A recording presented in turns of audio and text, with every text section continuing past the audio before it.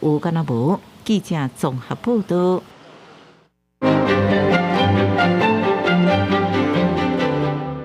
台北市这个性侵幼囡仔的案件引起社会关注，真侪家长拢要求要公开这幼儿园甲嫌犯的名，这当避免囡仔去遭遇到危险。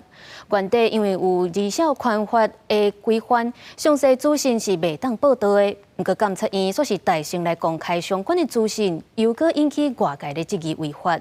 安尼到底儿少事件的资讯要公开甲保护，到底是要安怎做？咱就请双莹来为咱说分明。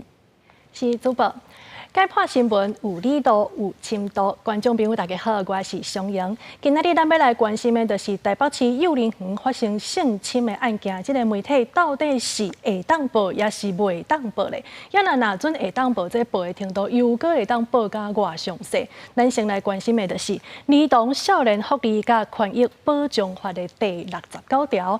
这个第69条的内容就是规定讲，宣传品、出版品、广播、电视、网络，也是其他的媒体，对儿童甲少年是袂当报道的，甚至是嘛袂当甲因的名姓，也是其他会当认出身份的资讯，嘛袂当甲报出来。也就是因为最后一句，所以互人就开始来烦恼讲，若准今仔日这个加害者伊的资讯啊伤济，无定着观众朋友就约会出受害者的身份，所以致使真侪媒体全唔敢报。也毋过今仔日这个监察院煞来行大声，咱来看这监察院伊伫咧7月16的时阵，伊就先来公布幼儿园加害者的这个名姓甲幼儿园的全名，所以大家就开始来质疑讲，监察院敢有违法的？若准监察院无算违法，安尼到底是凭倒一条法规才会当安尼做咧？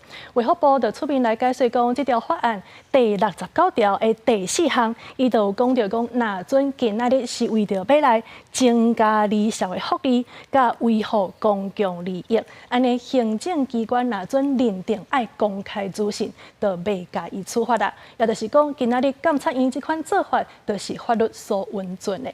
也若民间团体就认为讲，其实应该就爱定一个报道的标准，拄着案件的时阵，就爱先审议，才来报道，互媒体会当发挥伊一项警示的功能。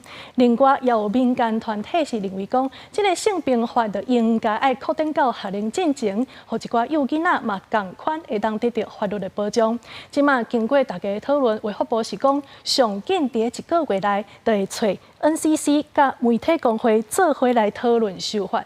这个修法到底是要安怎修，而且修到什么款的程度？上紧伫1个月内，就会互大家一个交代。